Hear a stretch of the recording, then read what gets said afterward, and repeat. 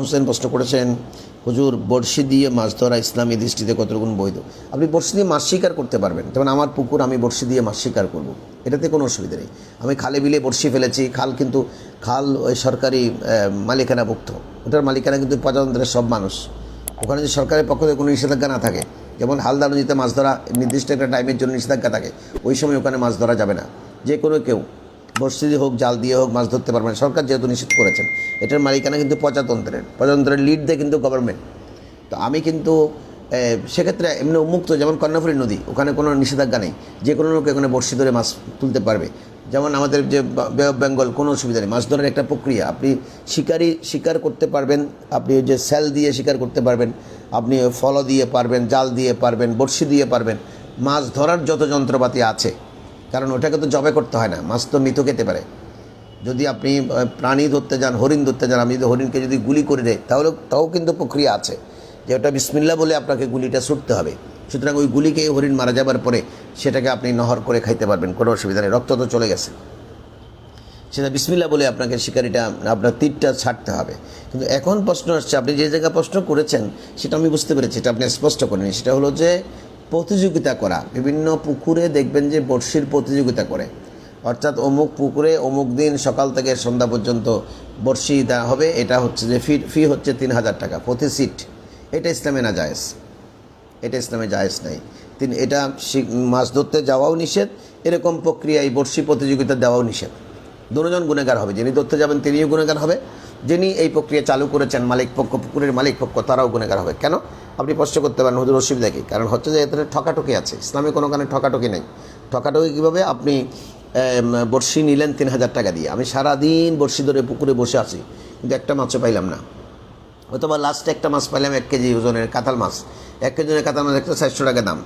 তো 400 টাকা আমার গেল কিন্তু 3000 টাকা, আমি আরও 2600 টাকা হারালাম।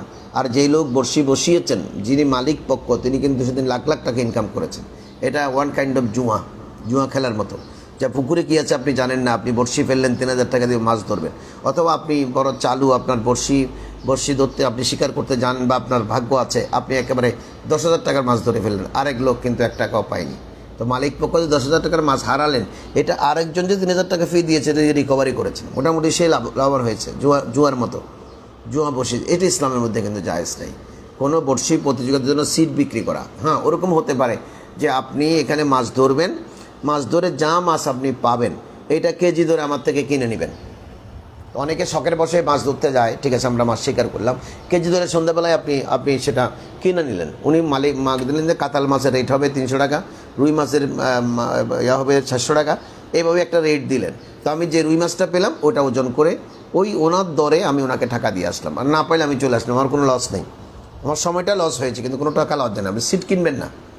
উনি বললেন যে আপনি আমার পুকুরে মাছ ধরবেন, মাছ ধরে আপনি সন্ধ্যাবেলায় যা মাছ পাবেন এই ধরে আমার থেকে কিনে নেবেন, তাতে কোনো অসুবিধা নেই, এটা জায়েজ। কিন্তু আপনি বড়শি প্রতিযোগিতা দেওয়া, 3000 টাকা দিলাম, একটা মাছও পাইলাম না, এটা কিন্তু ইসলামের মধ্যে সম্পূর্ণরূপে হারাম। এটা ওয়ান কাইন্ড অফ জুয়া। আমাদের দেশে এটা বেশি প্রচলিত, মাইক দিয়ে পাবলিসিটি করা হয় যে অমুক দিঘিতে অমুক তারিখে বড়শি প্রতিযোগিতা দেওয়া হবে, বড়শির সিট বরাদ্দ চলছে, পার সিট 4000 টাকা, এরকম করে মাইকিং করে মানুষ গিয়ে ওখানে ফান্দে পড়ে সব কিছু হারাইয়া সন্ধ্যাবেলায় চলে আসে। বিয়ে বাচ্চারা জিজ্ঞেস করে যে তোমার ভাগ্য নাই। ভাগ্য থাকবে কীভাবে? ভাগ্য থাকবে কিভাবে? উনি মাছ যিনি ব্যবসা করে, এরা তো দুরন্ত, এরা 2 দিন আগে ওই পুকুরে কেমিক্যাল দিয়ে সব মাছ ধরে ফেলে। এমন কেমিক্যাল বেরিয়েছে, এক জায়গায় কেমিক্যাল দিলে সব মাছ এক জায়গায় চলে আসে। তখন এক জায়গায় চলে আসবার পরে তারা রাত্রে জাল দিয়ে সব মাছ ধরে ফেলে, যেন বড়শিওয়ালারা কোনো মাছ না পায়। তো আমি গিয়ে ফাঁকা পুকুরে বড়শি ফেললাম, আমি মাছ পাবো না। এই ঠকাঠকি, এই ষড়যন্ত্র, এই বেমানান কাজ ইসলামের মধ্যে একেবারে না জায়েজ। এগুলো আপনাকে খেয়াল রাখতে হবে। আশা করি বিষয়টি আপনি বুঝবেন। আপনাকে অসংখ্য ধন্যবাদ আমাদের সঙ্গে থেকে প্রশ্ন করবার জন্য।